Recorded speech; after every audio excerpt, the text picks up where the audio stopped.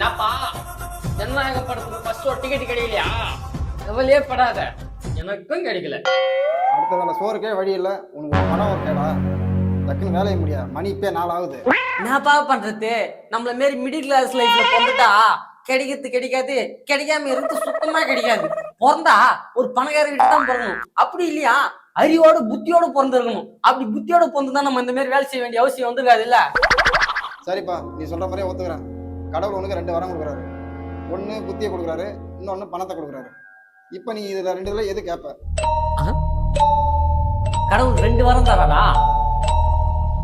அப்பனா நானு புத்தி தாங்க கேட்பேன்.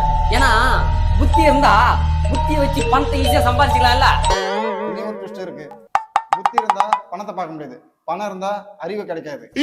கடவுளும் திஷ்டு வைக்கிறாரா? சேராம போச்சு. அப்பனா எனக்கு பணமும் வேணாம், புத்தியும் வேணாம். எனக்கு இந்த வேலையே போதும். இது வச்சே நான் போய்ச்சிக்கிறேன்.